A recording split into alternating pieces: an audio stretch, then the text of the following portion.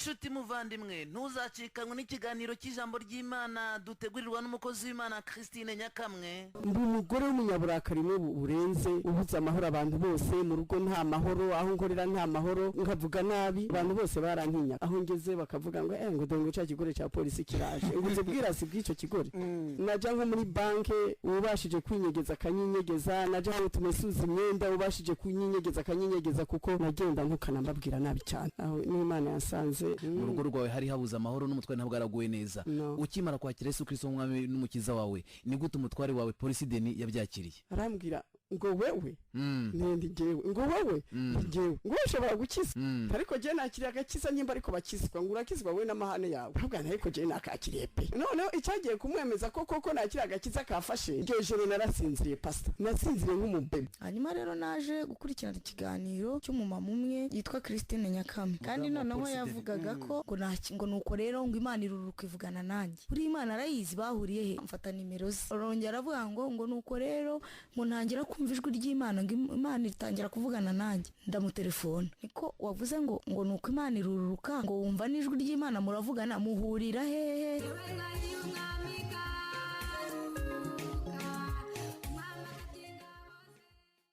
Ntangiye mbashimira ku bwitange bwanyu bwa buri gihe bwo gutega amatwi ubutumwa bwiza bw'umwami wacu Yesu Kristo.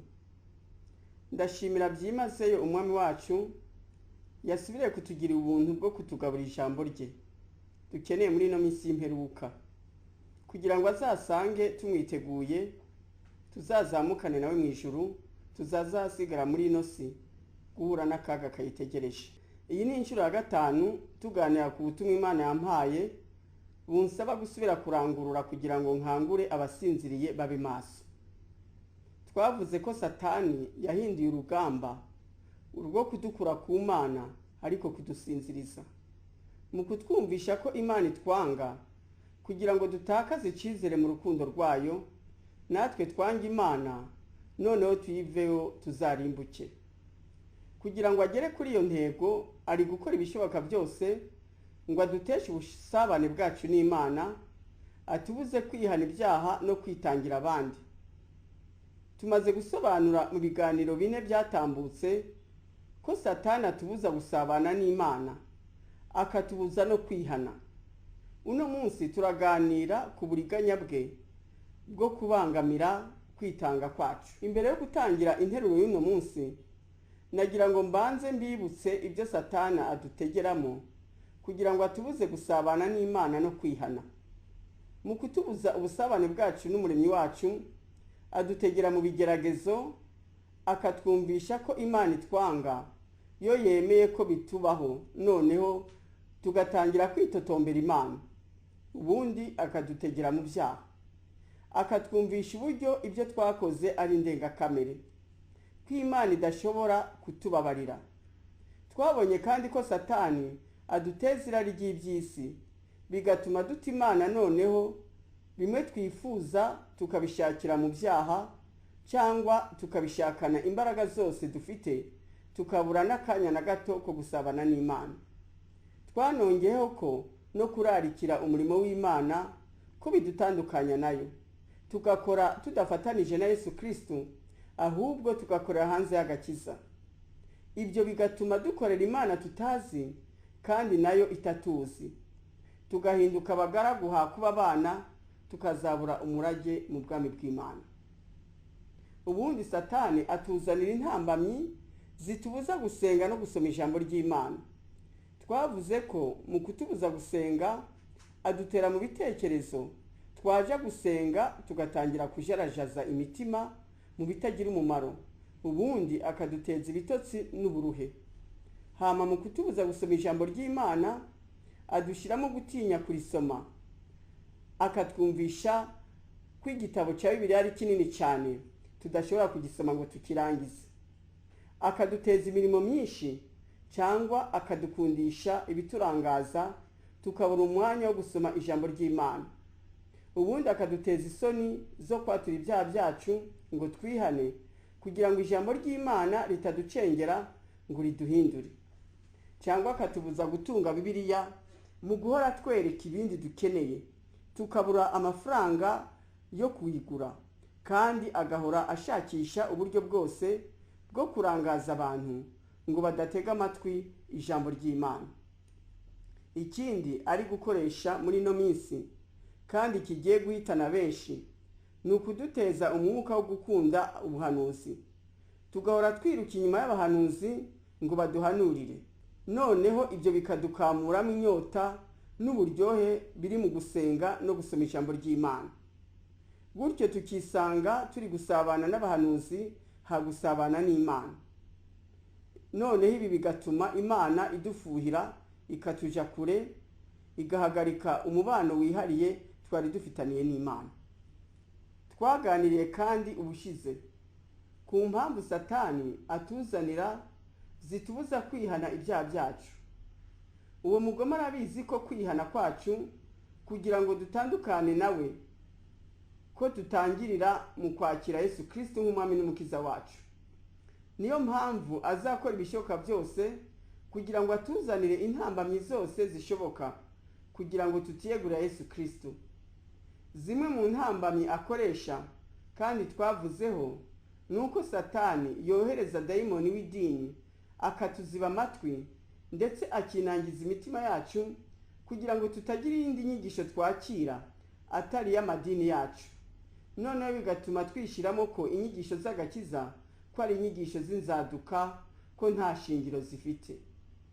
Ikindi nuko Satani akerensa muri wewe uburyo bwo kwakira agakiza bwashizweho n'Imana, akakumvisha ko kwizeza umutima gusa bihagije utarinze kwatuza akanwa kawe. Icyo ni ikinyoma cyambaye ubusa nk'uko nabisobanuje ubuhamya bwanjye mu gihe nakira agakiza. Ubwo buhamya murabusanga mu gitabo nise ngo Yesu yaranyiyeretse. Uno munsi nk'uko nari nabivuze, turaganira ku buriganya umwanzi akoresha kugira ngo atubuze kwitanga. Satani arabizi ko umuntu utitanga kwaba atarukundo agira, ahubwo aba yikunda. Umuntu yikunda aba ari umwanzi w'Imana. Ibyo nibyo bishimisha umwanzi wacu, nuko dutandukana n'Imana. Kwitanga ni ukwihebera Imana. Ukihebera ikintu cyangwa umuntu. Bakunda kuvuga ngo uriya muntu yihebeye Imana. Ni ukuvuga ko yiyeguriye Imana, ubuzima bwe bwose abutura Imana ngo ibikoreshe. Cyangwa bakavuga ko umuntu yihebeye abatishoboye. Ni ukuvuga ko yari yibagiwe, ntiyashyira imbaraga ze mu gushaka ibimuteza imbere, ahubwo ashyira imbaraga ze zose mu gushaka ibyafasha abatagira kivurira. Abantu ugasanga bihebeye iby'isi. Ni ukuvuga ko umuntu ashyira imbaraga ze zose n'ubwenge bwe bwose mu gushaka imitungo yo muri ino si, ndetse bibaye na ngombwa agahuguza abandi kugira ngo yirundanirizeho byinshi. Buriya icyo wagize intego y'ubuzima bwawe nicyo witangira. Icyakora kwitanga tugiye kuganira hano uno munsi ni ukwiha Imana kugira ngo idukoreshe, kandi ibyo idukoresha nibyo iyo ubwayo yagambiriye ko ukorera abandi bantu. Niyo mpamvu twavuga tudashidikanya ko kwiha Imana ni ukwitangira abandi bantu mu kubakorera atanyungu, atanibihembo ubatezeho. Kwiha Imana ni ukuyegurira umubiri wawe ngo uyikoreshe.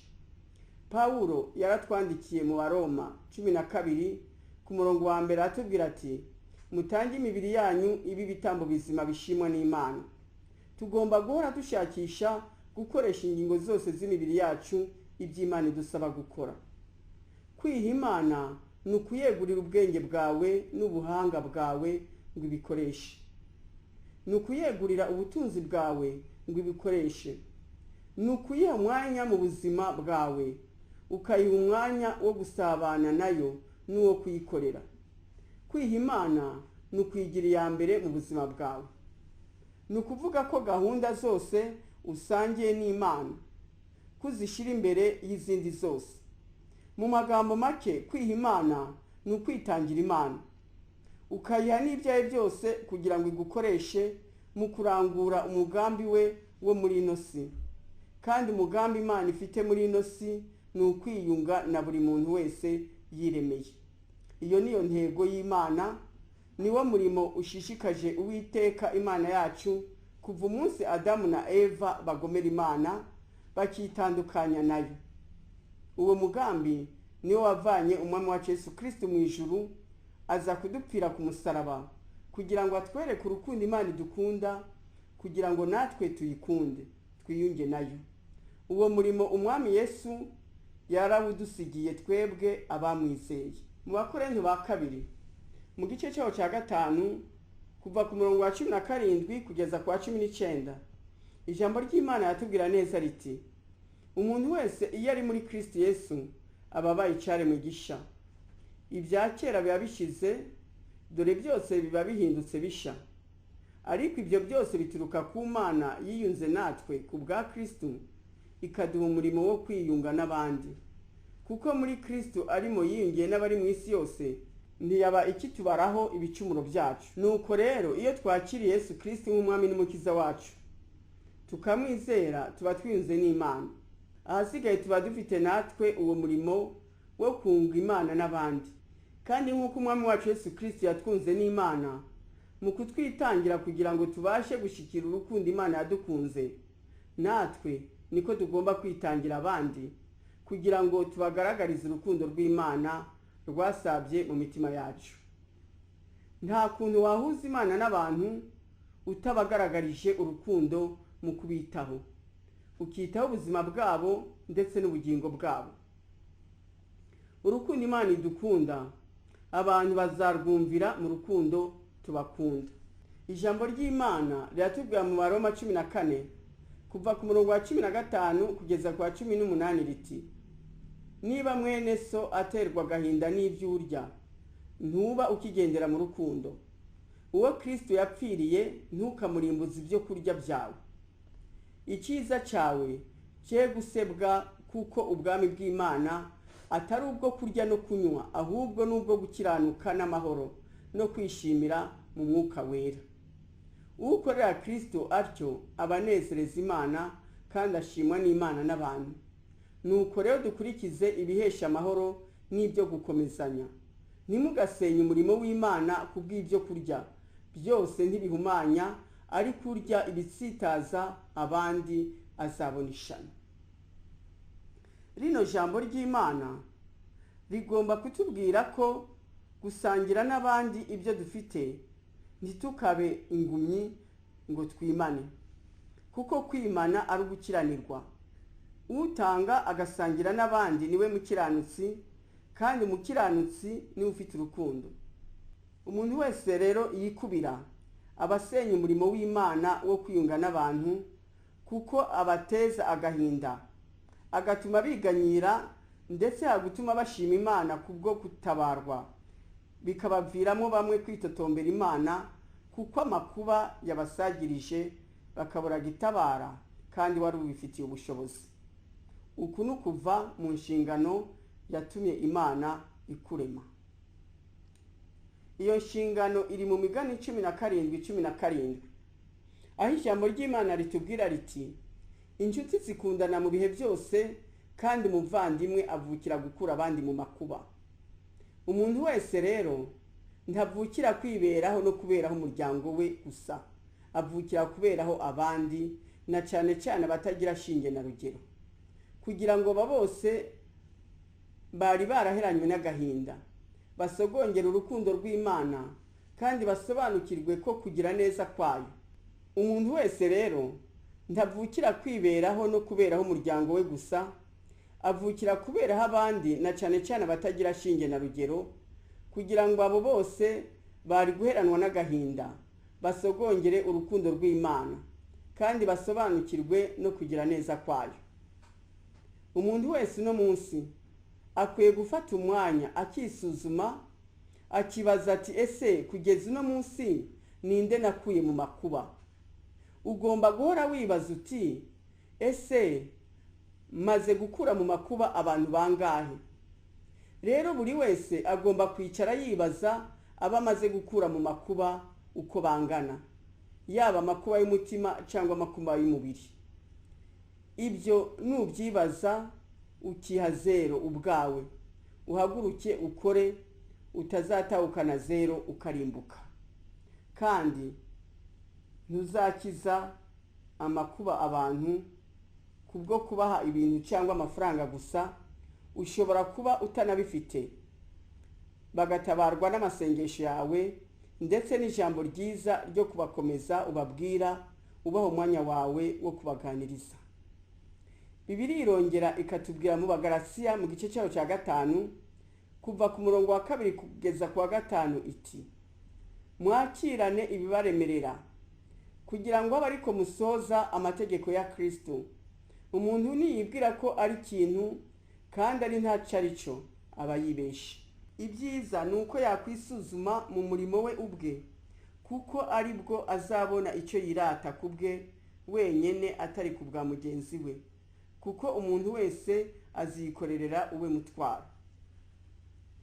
Mu by'ukuri Imana iturema yatugeneye nabo tugomba kwakira ibibaremerera, nk'uko natwe hari abo yageneye kutwakira ibitugoye.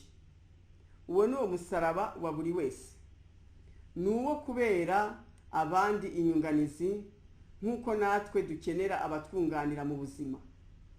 Imana yaturemye yabikoze ku buryo nta wikwira. Buri wese aba akeneye abandi kugira ngo ubuzima bwe bushoboke. Tugomba rero guhora dupfunguye amaso kugira ngo tumenye abo Imana yashize ku nzira yacu, tugomba kuremurura imitwaro yabo. Buri wese rero yisuzume ubwe kugira ngo amenye icyo agomba kumarira abandi. Umumaro tugirira abandi si wo kubaha ibintu gusa ngo tubamare ubukene bw'umubiri. Hariho benshi bakenye mu mitima yabo.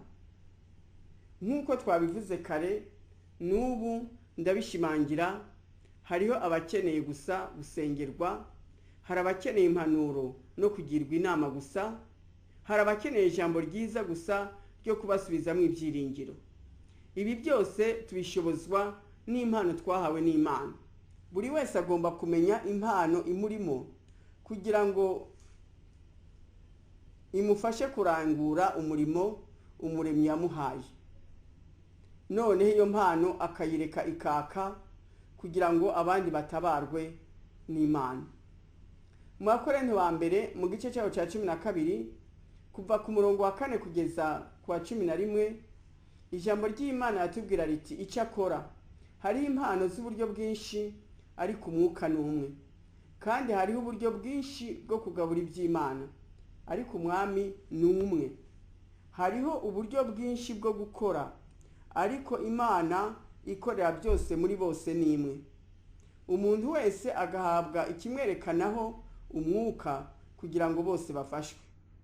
Umwe aheshwa n'umwuka ijambo ry'ubwenge, uwundi agaheshwa n'uwo mwuka ijambo ryo kumenya, uwundi agaheshwa n'uwo mwuka kwizera, uwundi agaheshwa n'uwo mwuka impano yo gukiza indwara, uwundi agahabwa kurobanura imyuka, uwundi gukora ibitangaza, uwundi guhanura, uwundi kuvuga indimi, uwundi gusobanura indimi.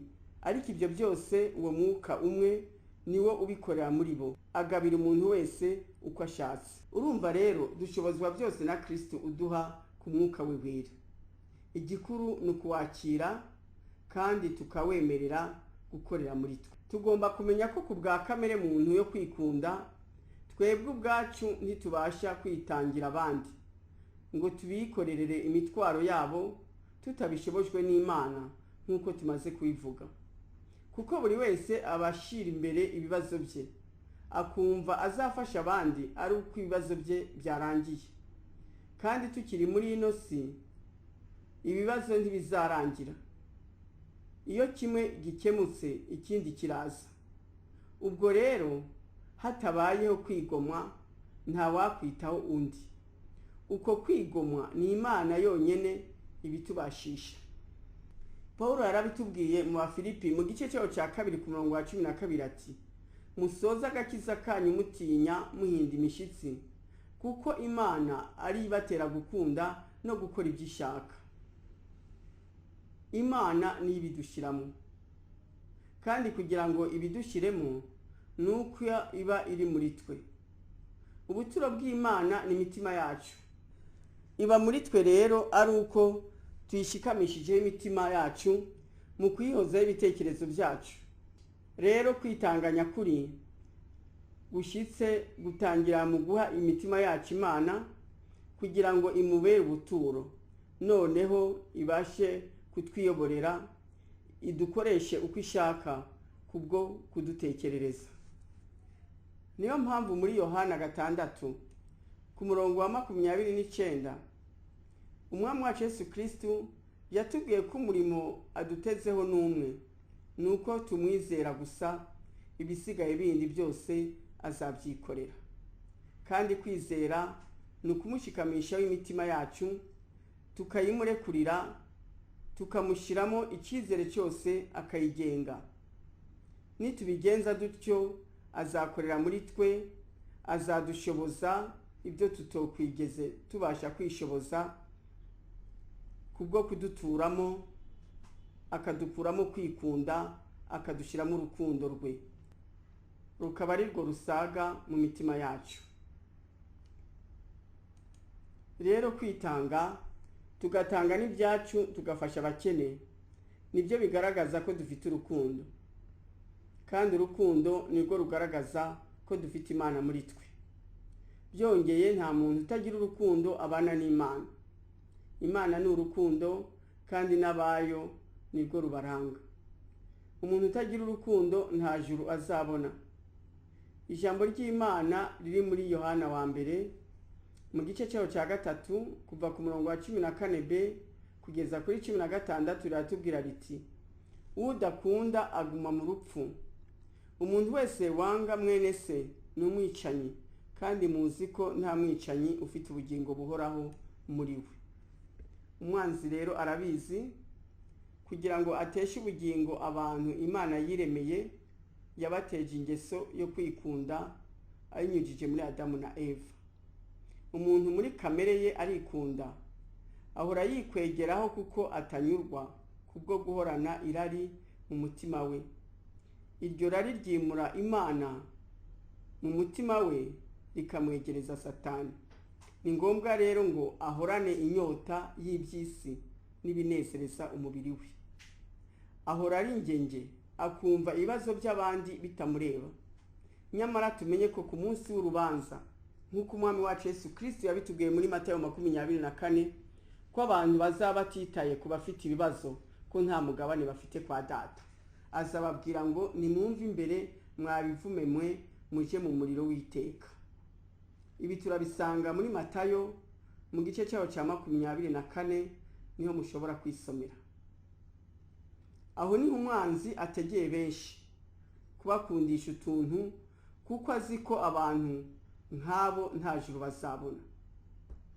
Niyo mpamvu ahora ashakisha gushyira imbere yacu impamvu zo kutagira icyo twigomwa ku bw'abandi. Nihereyeho ntarakizwa, nahoranijwe muri nge rimbuza kugira icyo ntanga. Rihora rimbwira ngo urabitangaweho tuzabikenera. Mbe aho wibaha wabikoreye bari hehe? Ese abo bazakwitura iki? N'andi magambo y'urucantege yasibanganya umutima wanjye, ukaba nkibuye ukabura impuhwe. Iyo byaba ngombwa ko ngira icyo ntanga, naricuza n'amezi 3 agashira, nguma nibaza impamvu natanze. Iyo nagira icyo nkenera, ryajwi ryaragaruka rikaguma rinkokeza ngo wabitanze ntakubuza. None dore urabikeneye atari bubikure. None umwe wabimuhaye wibaza ko hari icyo azakumarira? Awa, nuko umwanzi yari yarankundishije utuntu, nkumva nta kantu kanje kamvaho. Erega arabanza akakwibagiza ko ibyo ufite byose ko ari intizo, ko ari Imana yabiguhaye, kandi ko ari iby'Imana ishobora kubikoresha uko ishaka. Kandi tugatangira kwishima ubwenge bwacu n'imbaraga zacu, twumva ko ari byo byabiduhesheje, bigatuma twumva ko nta wundi muntu tugomba gufasha mu byacu keretse abana bacu nabo twubakanye. adushyiramo ubugugu atahandi butujana atari mu irimbukiro. Nk'uko nabikomojeho mu kanya, n'ubu ndabisubiramo. Ijambo ry'Imana muri Yohana wa mbere mu gice cyaho cya 3 kuva ku murongo wa 14 kugeza kuri 20 ritubwira ko umuntu wese utagira urukundo ari umwicanyi, kandi ko urukundo rugaragazwa no kwitanga nk'uko Yesu Kristo umwami wacu yatwitangiye, rukagaragazwa no gufashisha ibyacu abakene. Urukundo rwacu rugomba kuba urw'ukuri, ntirube urwo ku munwa gusa, ahubwo rugaragazwa n'ibikorwa. Urwo nirwo rukundo nyakuri ruturuka ku mutima utaryarya. Ikindi, nta muntu yikunda akirarikiye iby'isi ashobora gukurikira Yesu Kristo ngo amubere umwigishwa ngo abuwe. Byashoboka gute atamurekuriye umutima we, yawurekuriye ibyo ararikiye? Muribuka wa musore w'umutunzi yabajije umwami wacu Yesu Kristo icyo yakora ngo aragwe ubwami bw'ijuru. Umwami wacu yaramusubije ati, ese urubahiriza amategeko y'Imana ariyo yaya? Ntukice, ntugasambane, ntukibe, ntukabeshyera abandi, ntukariganye, wubahe so na nyoko. Ubundi asubiza Yesu ko ayo mategeko yose yayitondeye kuva akiri muto. Noneho Yesu Kristo aramubwira ati, igisigaye ni kimwe, nuko ibyo ufite byose ugenda ukabiha abakene, niho uzabona ubutunzi mu ijuru, noneho uhere ko uze unkurikire. Wa musore kuko yari akunze iby'isi cyane, byaramunaniye gukurikira Yesu Kristo, anyuranya nawe kubera ubutunzi bwo mu isi yagundiriye. Ibi turabisanga muri Mariko mu gice cya 10 kuva kuri 17 kugeza kuri 27.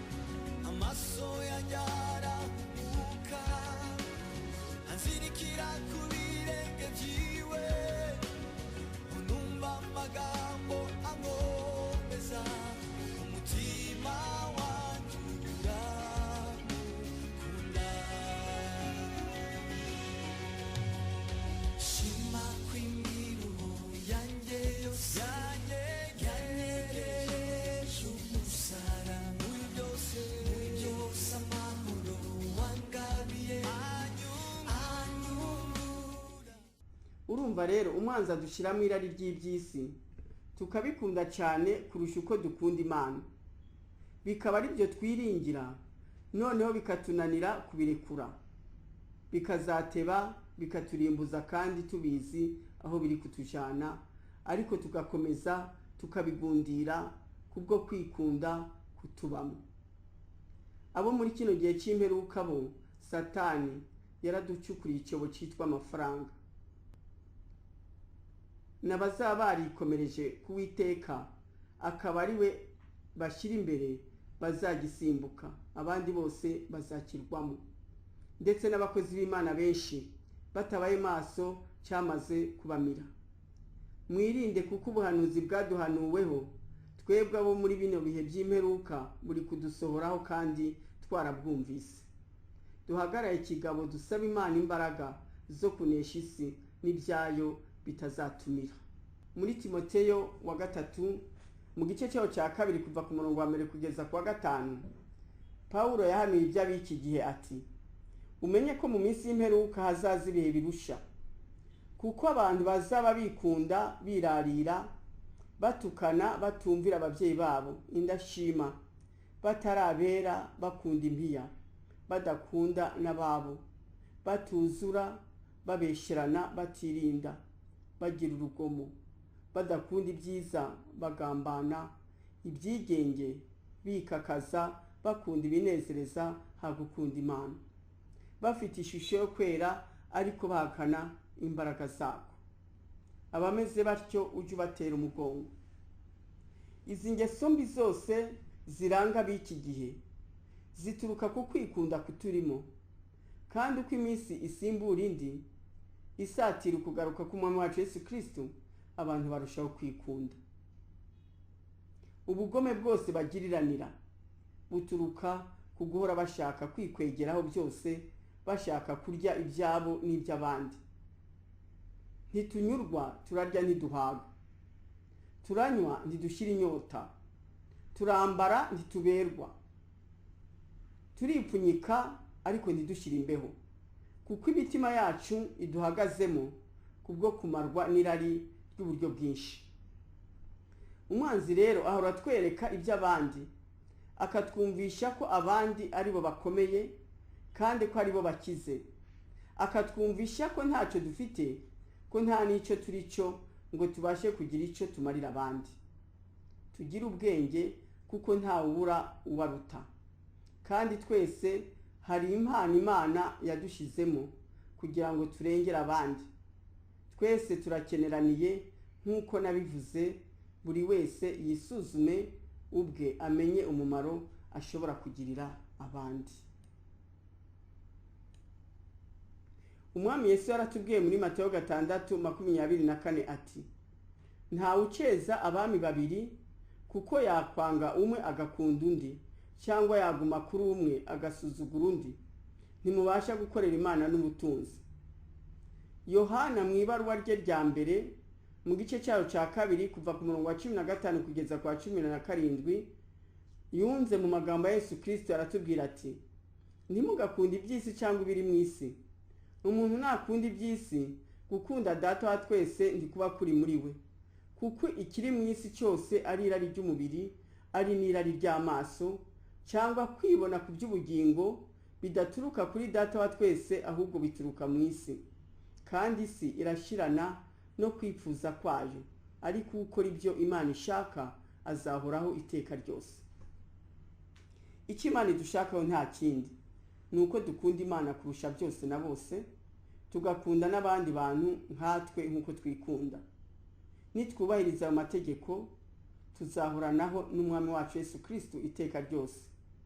Ariko niturutisha Imana na bagenzi bacu by'isi, tuzashirana nabyo turimbuke iteka ryose. Buriya Pawulo yatubereye urugero rwiza rw'umuntu yatesheje iby'isi agaciro kubwo gutunga Imana muri we, ngo yakora amanywa n'ijoro kugira ngo yikenure akenure n'abandi.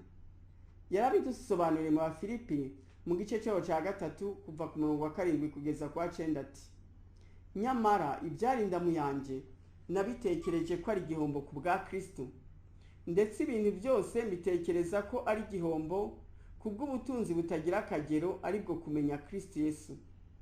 Kubw'uwo nahombye ibyanjye byose, ndetse mbitekereza ko ari amase, kugira ngo ndonke Kristo kandi mboneke ko ndi muri we, ntafite gukiranuka kwanjye kuva mu mategeko, ahubwo mfite ukuzanwa no kwizera Yesu Kristo. Pawulo yadusobanuriye ko ubutunzi buruta ubundi bwose twagira muri ino si ni ukugira Kristo mu mitima yacu. Umufite aba afite ubugingo, kandi bimushishikaza si ukwirundanyaho iby'isi, ahubwo no gushakisha ko yazagera mu ijuru. Iby'isi kuri we nta gaciro biba bigifite, ni ibyo kumufasha kuzagera yaje.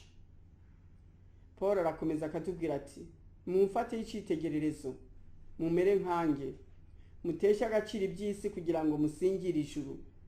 Mukure imitima yanyu ku by'isi, muyerekeze ku by'ijuru, niho muzagera iwanyu mukabana n'Imana iteka ryose.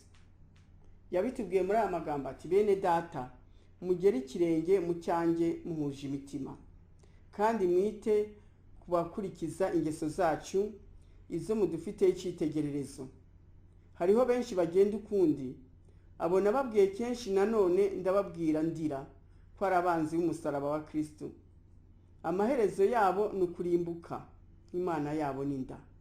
Biratana ibiteye isoni byabo, bahoza umutima ku by'isi, naho twebwe iwacu ni mu ijuru, niho dutegereje umukiza ko azava, ari we mwami wacu Yesu Kristo. Ibi turabisanga mu Bafilipi mu gice cyaho cya 3 kuva ku murongo wa 17 kugeza kwa 20.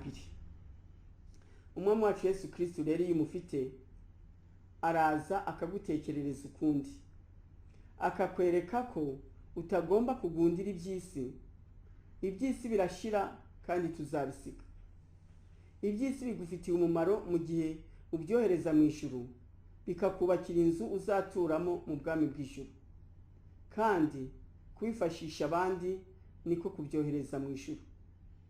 Umwami wacu Yesu Kristo yatubwiye ijambo rikomeye ati, ntimukibikire ubutunzi mu isi, aho inyenzi n'ingese zibirya kandi abajura bagacukura bakabyiba, ahubwo mwibikire ubutunzi mu ijuru, aho inyenzi n'ingese zitabirya n'abajura ntibacukure ngo babyibe, kuko aho ubutunzi bwawe buri ari naho n'umutima wawe uzaba. Ibi turabisanga muri Matayo mu gice cyaho cya 6 kuva ku murongo wa 19 kugeza kuri 20.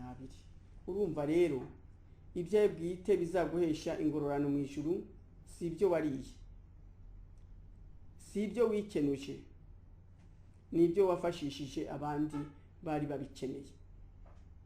Ntabwo uzashimirwa kuba warariye neza kurusha abandi, ntuzashimirwa kuba warambaye neza, nta nubwo Imana izakugororera kuko usize ubutunzi bwinshi mu isi. Izakubaza uko wabukoresheje wubaka ubwami bwe. Yewe n'abantu ubwabo, amagambo bakuvugaho utabarutse, ntabwo bavuga imidugu usize n'amazu wari warubatse cyangwa amafaranga usize kuri konte, bavuga uburyo wabanye n'abandi. Twariho tuganira ku butumwa Imana yampaye bunsaba gusubira kurangurura kugira ngo nkangure abagisinziriye babe maso.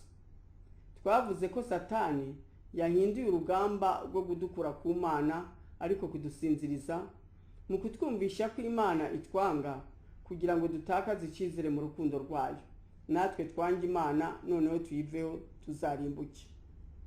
Uburyo umwanzi ari gukoresha nk'uko Imana yabiduhishuriye ni ugukora ibishoboka byose kugira ngo dutakaze ubusabane bwacu n'Imana, tunanirwe kwihana no kwitangira abandi.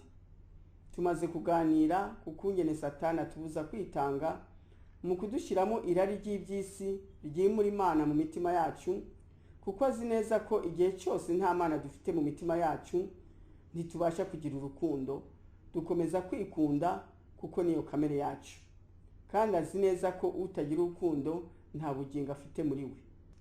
Nakomeje gutekereza kuri buno butumwa, numva hari umwanzuro twabuha.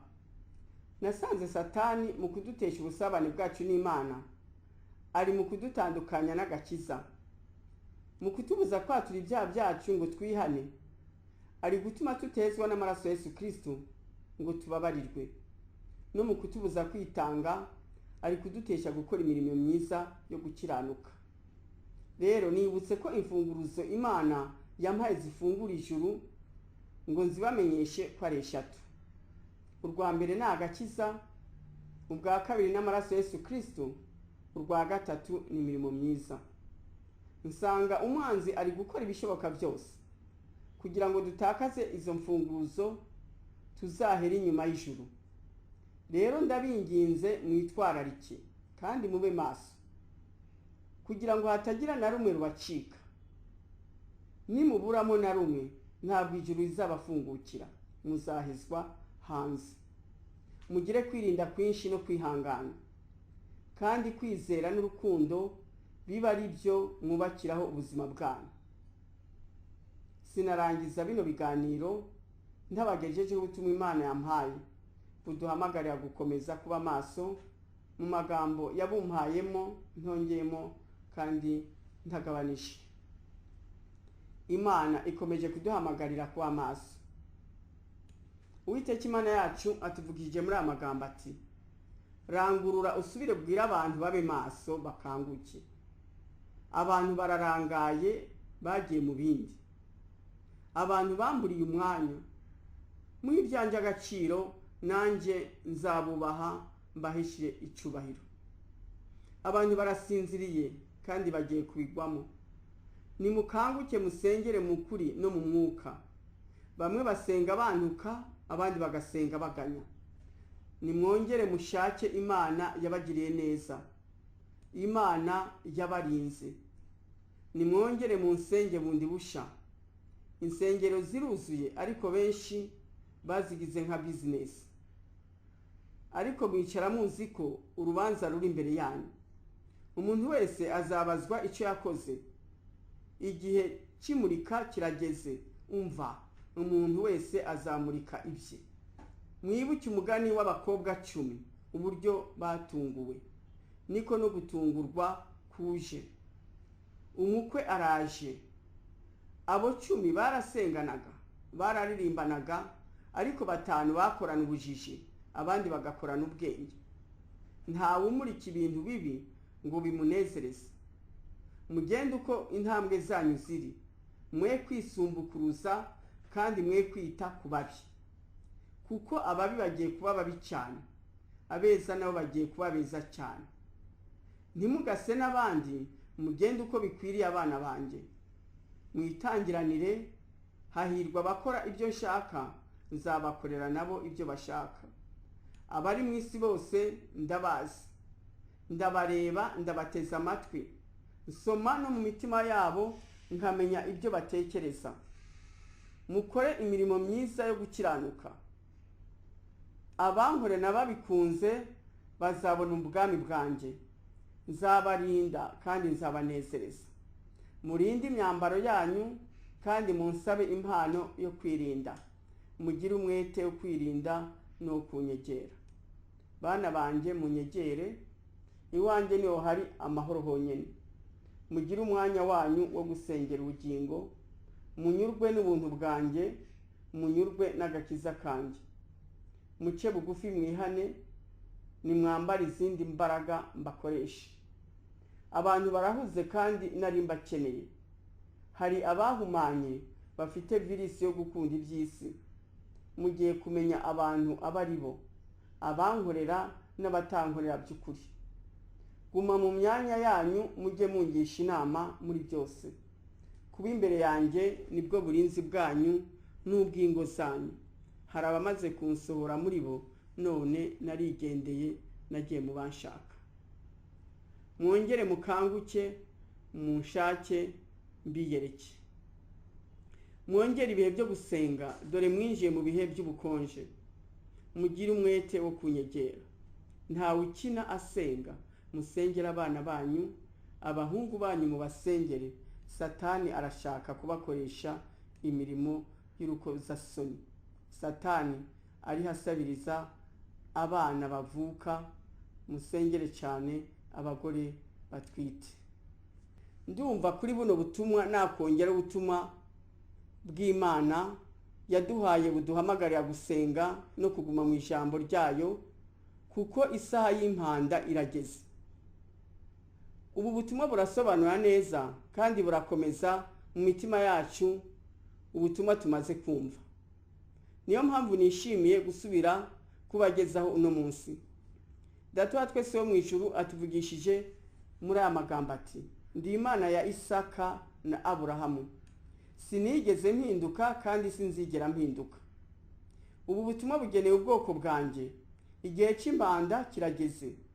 Ni igihe cyo kunshakana umwete. Ni igihe cyo kungira uwa mbere. Kuko umugabo cyangwa umugore hamwe n'abana, imigambi hamwe n'inshuti ufite, singe wabiguhaye. None se ni gute biza imbere y'Imana yabiduhaye? Mwicishe bugufi muri byose, kandi ntimwibagirwe ko itegeko rya mbere kwari ukunkunda n'umutima wanyu wose n'ubwenge bwanyu bwose, kandi kunkunda mukandutisha byose na bose bigaragazwa n'umwanya mumpa. Murashaka gutera imbere gute ata mwanya mumara imbere yanjye? Nimusenge, mumpimbaze kandi mungarukire. Imitima yanyu iri kure, yatwawe n'ibibateye ubwoba, yatwawe n'irari ribabamo, yatwawe n'icyubahiro cyanyu muri kwishakira. Bari hehe abiheba bakitanga? Mwibagirwe, nzabibuka. Ntimukikunde mu ngamba mufata. Mujye muhitamo ubushake bwanjye. Ni iki nakora kandi? Icyo akora, ibyo bisaba ko muba munzi kandi ndi mu ijambo ryanjye. Kandi abazaguma mu ijambo ryanjye, nanjye nzabana nabo. none se mwibaza ko mwatura mu ijambo ryanjye gute? Nimukurisoma mukaryibwira amanywa n'ijoro kandi mukarishira mu bikorwa ibyo Bibiliya ibasaba gukora byose mukaba ari byo mukora. Ijambo ryanjye rizahoraho iteka ryose kandi niryo ribamenyesha ubwiza bwanjye. Mu gusenga no mu kwiriza ubusa mufate urugero kuri Mose, Daniyeli, Nehemiya, umwami Yesu n'abandi.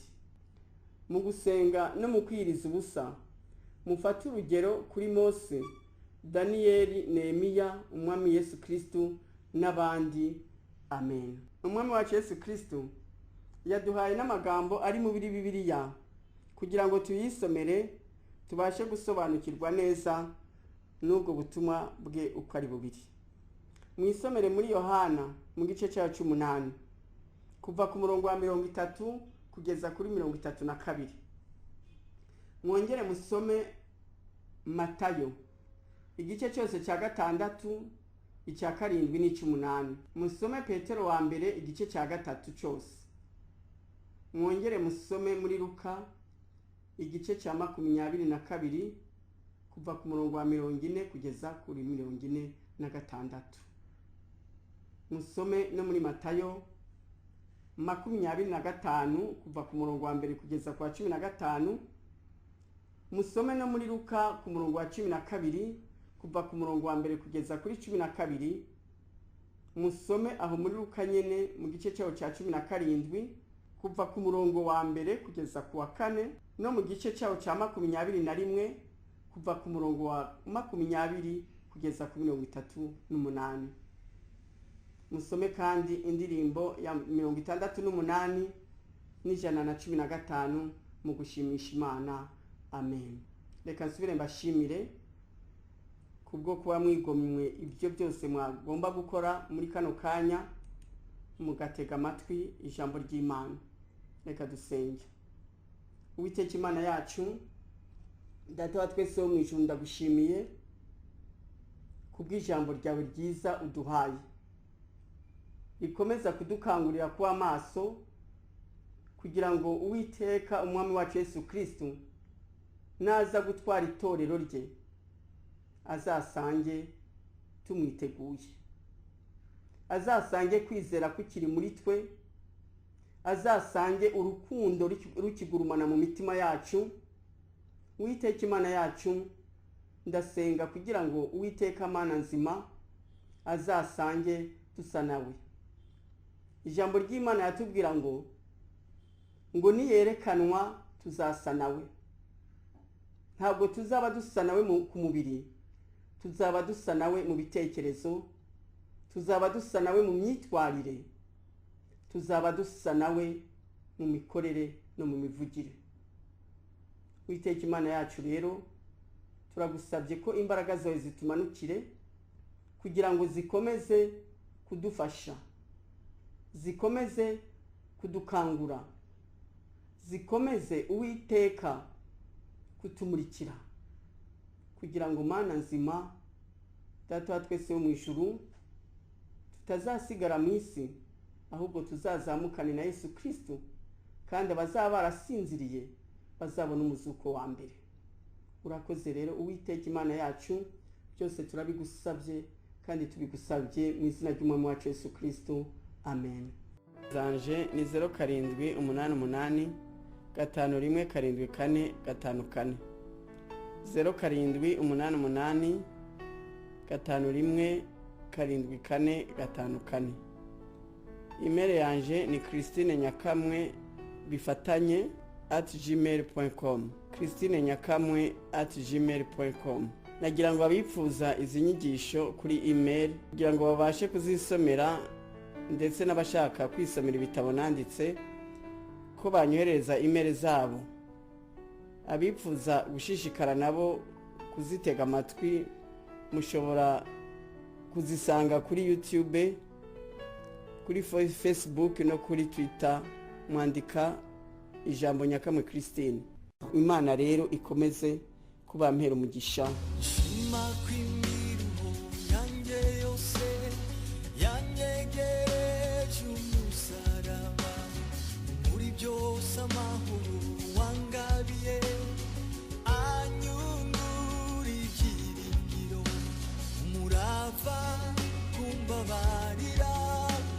isezerano dufitanye risunika hera ku birenge bye.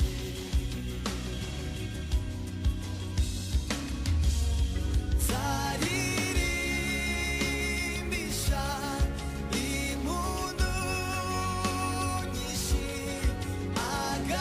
agakiza ke kanguya habi uko ndushaho kumwegera amaso yanjye arahumuka anzirikira ku birenge byiwe unumva amagambo ankomeza umutima wanjye uramukunda.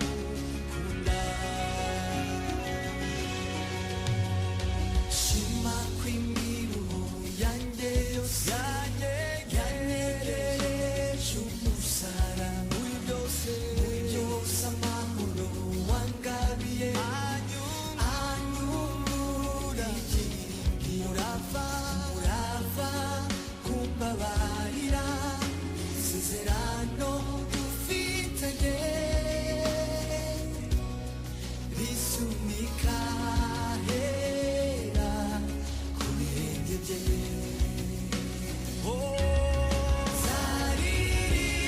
Zaririmbisha impundu nyinshi agakiza ke kanguya habi uko ndushaho kumwegera amaso yanjye arahumuka anzirikira ku birenge byiwe numva amagambo ankomeza umutima wanjye uramukunda.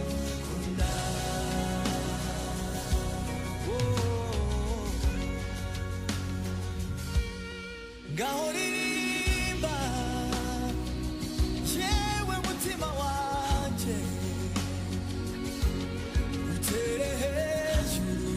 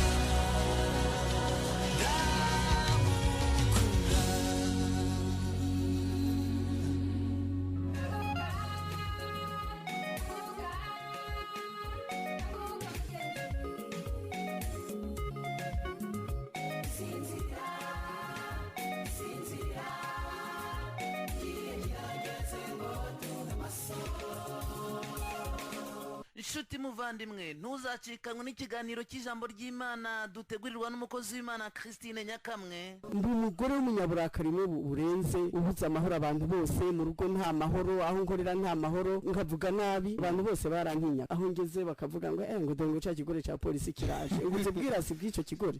Naja nko muri banke ubashije kwinyegeza akanyinyegeza, naja aho tumesuza imyenda ubashije kunyinyegeza akanyinyegeza, kuko nagenda nkukana mbabwira nabi cyane. Aho n'Imana yasanze mu rugo rwawe hari habuze amahoro n'umutware ntabwo araguwe neza. Ukimara kwakira Yesu Kristo nk'umwami n'umukiza wawe, ni gute umutware wawe polisi Deni yabyakiriye? Arambwira ngo wewe nende jewe, ngo wewe jewe, ngo ushobora gukiza, ariko je nakiriye agakiza nyimba ariko bakizwa, ngo urakizwa we n'amahane yawe. Ahubwo ariko je nakakiriye pe. Noneho icyagiye kumwemeza koko nakiriye agakiza kafashe, iryo joro narasinziriye pastor, nasinziriye nk'umubebe. Hanyuma rero naje gukurikirana ikiganiro cy'umumama umwe yitwa Christine Nyakame, kandi noneho yavugaga ko ngo nuko rero ngo Imana iruruka ivugana nanjye. Buri Imana arayizi bahuriye he, mfata nimero ze. Arongera aravuga ngo nuko rero ngo ntangira kumva ijwi ry'Imana, ngo Imana itangira kuvugana nanjye. Ndamutelefona, niko wavuze ngo nuko Imana iruruka, ngo wumva n'ijwi ry'Imana muravugana, muhurira hehe?